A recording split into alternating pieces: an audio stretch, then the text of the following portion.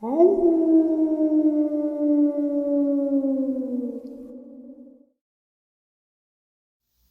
greetings and salutations, everyone. I hope everyone is still doing well, and welcome to this night-ending bonus upload. Before we jump into it, a couple links. As many of you know, I rely on Patreon, PayPal, channel membership, and the merch to help the channel to continue to grow and go. Links to Patreon, PayPal, and channel membership is in the description below.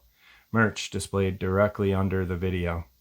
Also, Dogman Frightening Encounters, Volume 1 through 3, the audiobook versions. They were written and researched by Tom Lyons, narrated and produced by me, Jeff Nadolny. Those audiobooks are available on Audible, Amazon, and iTunes, links to which are also in the description as well. And finally, last but definitely not least, if you'd really like to help support the channel to continue to grow and go, simply subscribe. It does not cost a cent. Click the like button, takes half a second. If you don't want to miss out on any of the informative uploads that I put out daily, click that bell icon, and folks, please leave a comment. Why? Well, because all of these things really do help the channel to continue to grow and go. And yes, folks, they definitely do matter. Now, everyone, I have taken far too much of your time. Let's jump in to this night-ending bonus upload, shall we? Today's first encounter.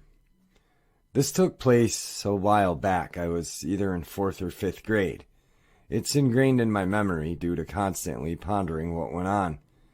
I'm 20, soon to be 21. At the time, we lived in Iowa, close to Nebraska.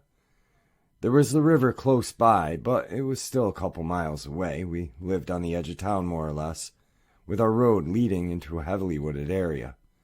We lived in a duplex at the time. The front part faced the road. There were houses on either side of ours, but they were far enough from each other that 1 or 2 houses could have been placed between them. Despite just being yards for the properties, and then next to and sort of behind the house was a drop-off into the woods that went as far as the eye could see into the brush. The time this event occurred had to have been maybe mid-spring. It was green outside, but I don't remember if it was particularly hot. Now, it was around 7 to 10 at night, as it was already dark out, and my brother and I and our sister were all laying in bed watching Annie. I remember this because this was during a 2-month span where I only had us watch this movie while we went to bed, because the rule was that we were allowed 1 movie, and then that was it. No lights, no sound after that, and you were expected to sleep afterward. Annie is nearly 2+ hours, allowing us to stay up later than normal. Anyway, the movie just had been quarter the way through when the next chilling bit happened. Now, I was on the bottom bunk, my brother on the top bunk, and my sister on an adjacent bed.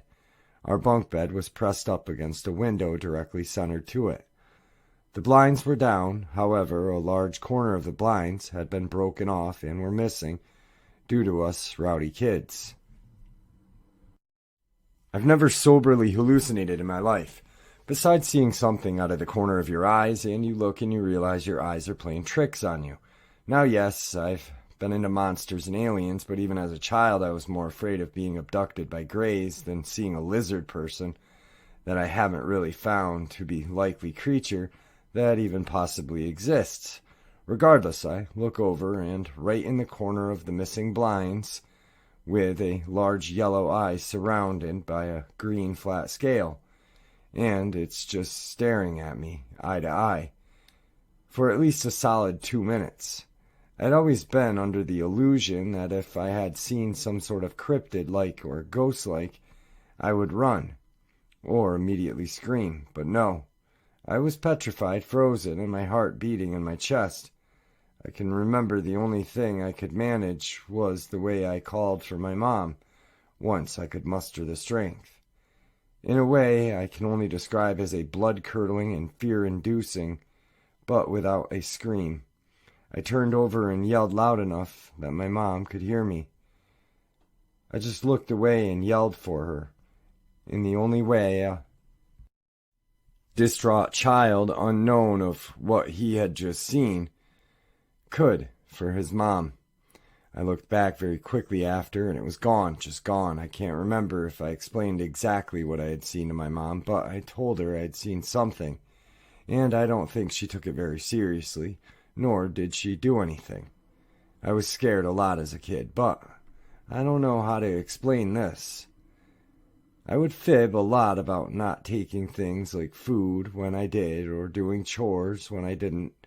So, if I had explained, they would have thought I was fibbing. Slightly abusive parents didn't help either. But I messaged my dad recently asking if he had ever had a mask that resembled such a thing, and he said no and asked why. I detailed him the story, but he didn't know what to make of it either. It still gives me the creeps to this day. And I can still to this day just remember the awful staring contest with that big yellow eye and its green skin. Today's second encounter. Throughout my youth and through my adulthood, I've had several encounters with entities and energies that are not within this realm, at least not as far as science and history is concerned. These past few years, I've had several terrifying experiences while being stalked, while taking walks late at night around Turner, Maine. Sometimes I've been overcome with the sense of fear that's animalistic, and an innate sense of paranoia consumes me, as if something is watching from the woods and that I need to get to safety and fast. On other occasions, I've actually had something quite aggressively follow alongside me from the tree line, chasing me away from certain areas, whispering in a low, human-like tone. It sounds like animal footsteps crunching across the tree branches, leaves, but so much larger, heavier than a human could step. This thing also can hurl itself from treetop to treetop. The power of it is so great that it's actually knocked down trees, full-size trees, as it leaps. I could not make this up. It's terrifying to be followed by something that's whispering as it walks in the trees behind you, even when you're running. That can seemingly teleport from one side of the road to the other, and is so big that it can knock down trees as it jumps from the top to top. It's also evasive. It can do all of these things while remaining hidden and not perceived by the naked eye. Beside those encounters, I've visually seen something I can only relate as, well, I'm not sure. It was either comfortable enough with my energy to reveal itself or something else altogether. Maybe it wanted to eat me, maybe it wanted to possess me, maybe it wanted to speak with me. I really don't know because I didn't stick around long enough. The energy from this thing, the way it looked, was so offensive and terrifying. I only remained long enough to visualize what I instinctively knew was coming through the woods and was about to show itself to me. I was frozen while I waited for this thing to come out of the woods. Looking back, I don't know if it was curiosity or the power of this creature itself. I locked eyes with this thing, and when I did, I was suddenly watching myself from its perspective, as if I was now inside the creature. Horrified, I tore myself away. Lucky I was on the front steps, right next to a door, and ran inside with a lit cigarette. I was so scared. I wasn't even thinking any thought besides run.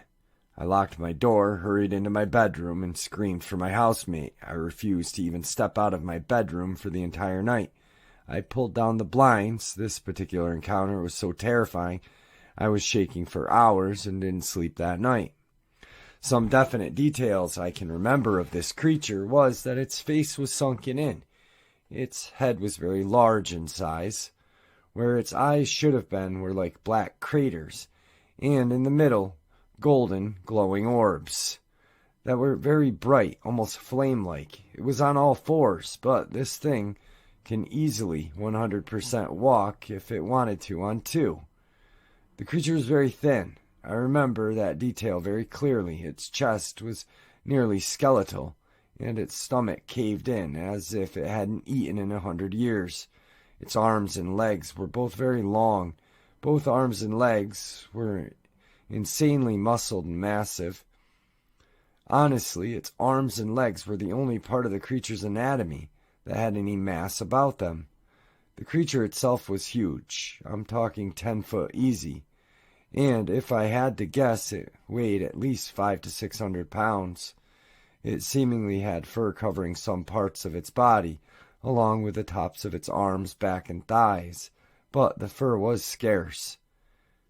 Initially, I thought they were werewolves, but after looking up different cryptids, I can safely say I don't know what this thing was. Another detail I can remember was its mouth. This thing was smiling at me. Its teeth were razor sharp, almost needle-like, and long.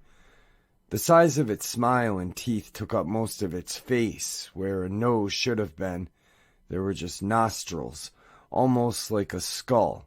Its face was actually very skull-like. The whole body was skeletal. This thing, by the way, was not the only cryptid I've encountered or been chased by. The Androscoggin River area, and all around the Androscoggin County, is very terrifying, old, haunted, and linked to some type of portal, I believe. Ley lines, perhaps. All of this is just dust in the wind, and the only thing I know as facts for me, what I personally have witnessed and heard so many times at night. While walking along that river, I've heard screams so terrifying, so otherworldly. I can only relate them to the cry of a banshee. And the woods around Lake Auburn, and also around Mount Appetite, heading toward Mechanic Falls, and then in another direction, towards Sebatus and Turner. This area is insanely negative, abrasive, offending energy, and if you're going to walk at night, try to be aware. And yes, I know how this sounds. Rest assured, I am not delusional, or any sense of crazy. I'm just looking to hear other stories similar to mine. Today's third experience. It was August of 2016. A close friend of mine had bought 15 acres of wood in central Maine, and they had invited me to live on the property in exchange for helping them grow a cannabis garden. I had lived there all summer, and my bedroom was an old dead school bus that I had converted into a little cute house. We had 7 people in total on the land, and everyone was hanging out in the community house, a double-wide trailer. They were watching movies and playing board games. It was about 9 p.m. But I was tired from work, so I said goodnight and began to walk to the bus. It was very dark. The moon was definitely not up yet. I was barefoot with no flashlight. But it wasn't a far walk, and I knew I could navigate with my feet. As I passed by the weed garden, I heard a noise like crunch, crunch, crunch, crunch. The driveway was clear of leaves and brush, so the rustling was definitely the sound of something stepping out of the woods and directly into my path. For a half a second, I thought it was an animal, but my stomach formed a knot when I realized that the steps sounded distinctly bipedal. My eyes had been looking at my feet, but they shot upwards when I heard the noise. Before me stood a creature. I don't remember seeing its legs, probably because my eyes shot up so fast and I was so stunned. It stood maybe 6 feet in front of me, but it stood about 7 feet tall. When my eyes shot up, I was facing its chest, and I had to raise my eyes higher to see its face. When I saw the face, I had the wind knocked completely out of me. The creature was whitish, not glowing, but its skin looked exactly like pale skin under moonlight. Remember, though, the moon had not risen yet. The form was pretty humanoid, but very tall and skinny. It had no clothing. I saw a bare chest, slender arms, and the shape of its head. I don't remember its ears. I remember holding its gaze for a moment, searching for eyes, and seeing nothing. No distinguished eyes, face, or mouth. But the face definitely had ridges and contour. I think maybe it did have facial features, but they were so subtle, or sunken in that I couldn't make them out. Anyway, the sight of its face knocked the wind out of me. My eyes fell to the ground. They felt forced to the ground. I couldn't bear to look at it. I stood perfectly still while I gasped for air for a moment. I wanted to scream, but I had no air. I felt so paralyzed with fear. I took a moment to do a deep inhale, then a deep exhale. I looked at its face again. It stood still, motionless, watching me.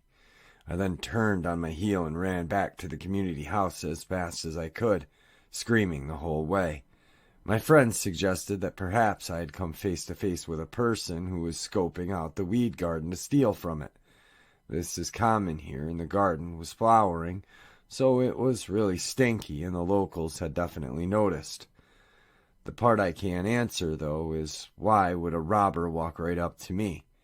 I don't know. I consider myself a skeptic, and I think it's possible that my mind was playing tricks on me, but then again, I've never been afraid of the dark or anything like that. I told my friend this story, and he said that we needed to share this. This is probably the strangest experience I've had my entire life. And to be honest, it still haunts me to this day. These days, I'm still afraid of the dark.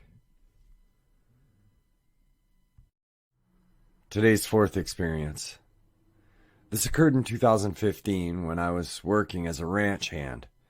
The ranch I worked for had a couple hundred head of cattle in another place that wasn't part of the home ranch.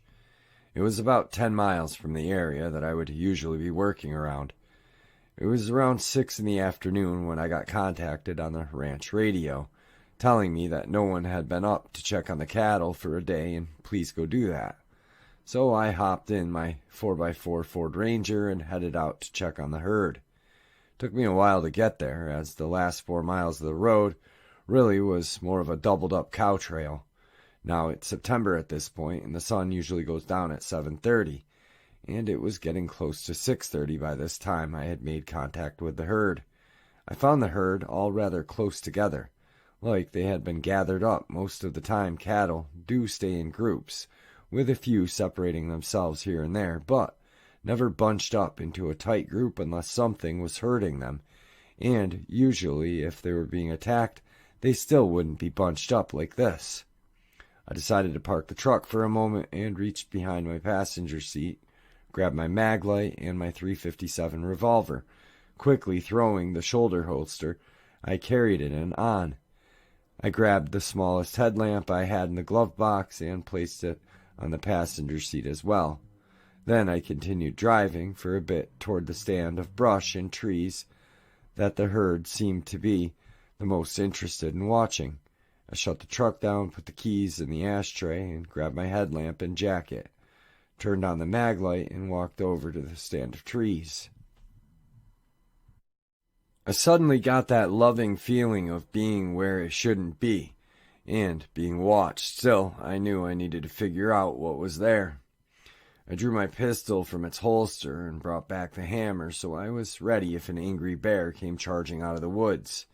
Still moving my light over the expanse of dimly lit forest before me, looking at the ground with my headlamp for any signs of disturbance or footprints.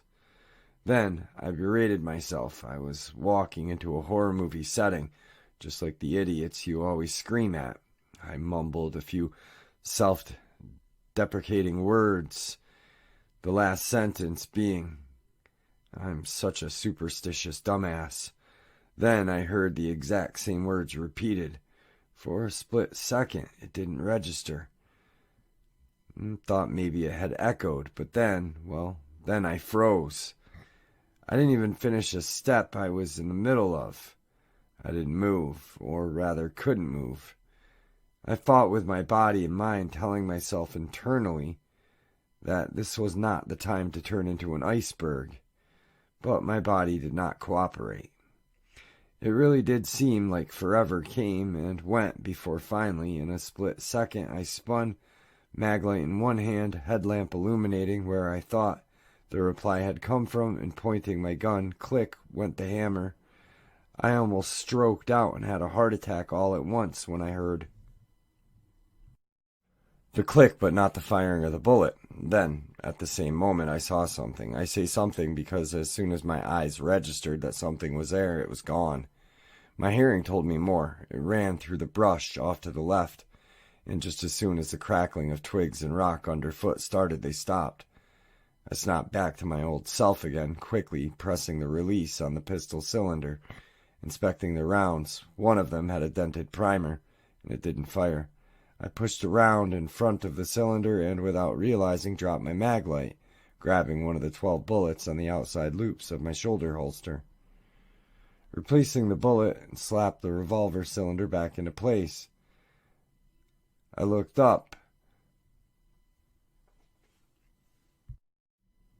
Cocking back the hammer once more, I looked all around me, slowly bending down to pick up my mag light after realizing I had dropped it. I didn't know what to do. Would running provoke it to chase me? Has it killed any cattle?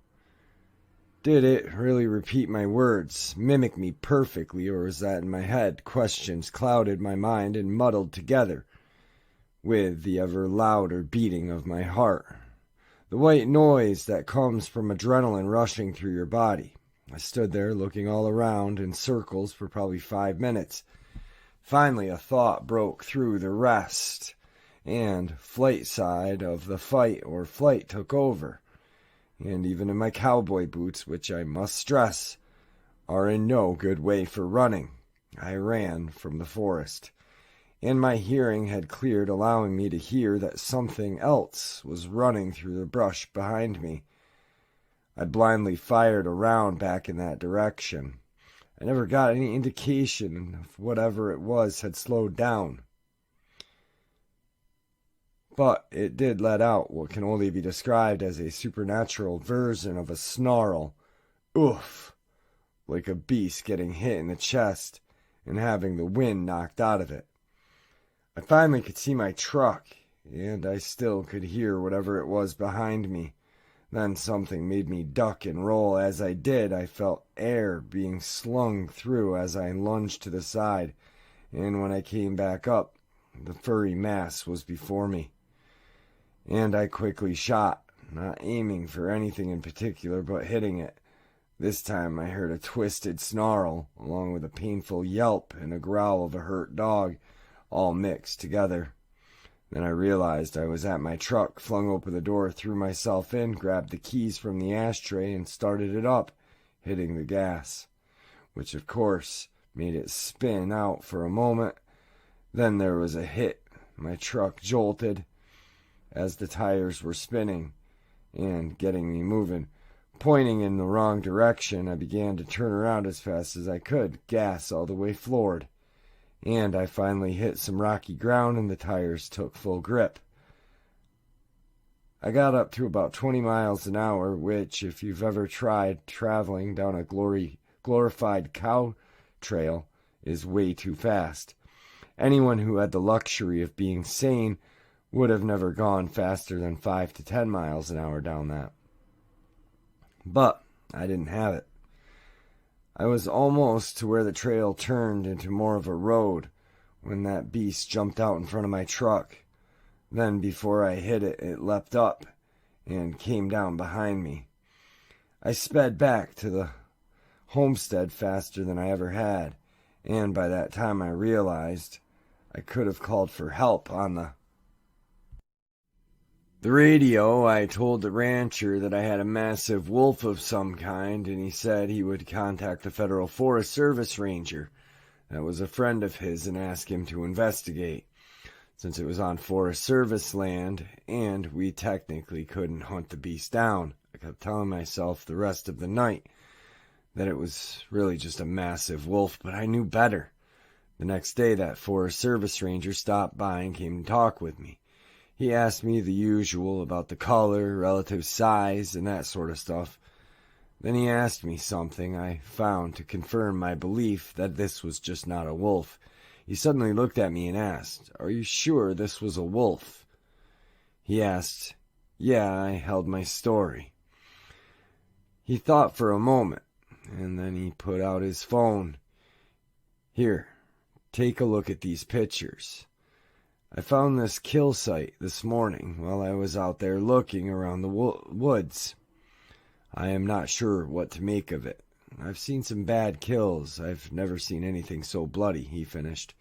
"I took a look. The only way I can describe what I saw in reference that most people can probably understand is signs that the White Walkers of Game of Thrones make when they make their mark, only turn the blood and gore up 10 times. The ranger had taken a sort of panorama of the site to file investigation, and there was blood and guts everywhere. He said it had been a cow from what was left. I soon moved on to a more safer employment at a retail store. Of course, being the magnet of all things creepy and horrifying I am, I bet you can guess just how long it took me to endure yet another set of events that just continue to reaffirm my belief that some things are more than what the rest of the world assumes and wants to believe." Today's final encounter. About a year ago, I started dating someone who worked as a state park ranger. I'll call Jay. Jay lived on a state park property in a 2-bedroom house tucked in the woods.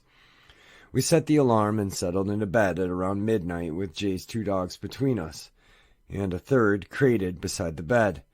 For some reason, I couldn't fall asleep, so I just lay there listening to the dogs snore and the deafening sound surrounding us while Jay slept. And then it started.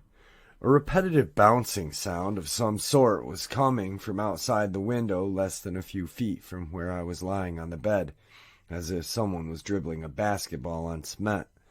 The pace would speed up and slow down. The sound would come louder and softer. This continued for well over 2 hours. I wholeheartedly wanted to believe what I was hearing were simple sounds of nature, so I ignored it. Next came the creaks in the walls. I know that houses make sounds, but this was unlike anything I had heard before. These sounds started in the hallway as very, very faint creaks. The creaks became louder as they reached Jay's bedroom, and would happen on one wall at a time, going counterclockwise around the room until it eventually reached the wall beside me. The creak in the wall beside me was so loud I jumped, and the 2 dogs jolted from their sleep. All the while, I'm still hearing the bouncing ball outside the window, and I'm getting more nervous by the minute. And then at 3 a.m. I heard it. I hear the most ungodly, terrifying growl shrieking from the center of the house. It was so loud that Jay flew off the bed, grabbed his shotgun hanging on the wall adjacent to the bed, and shouts, "Is somebody in the house?" and takes off down the hallway toward the sound.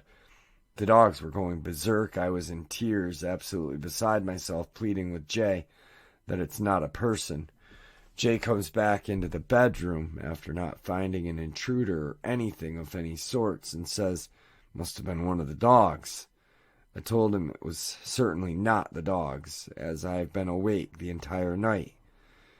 "Maybe an animal got caught underneath the house." "Yeah, maybe," I said.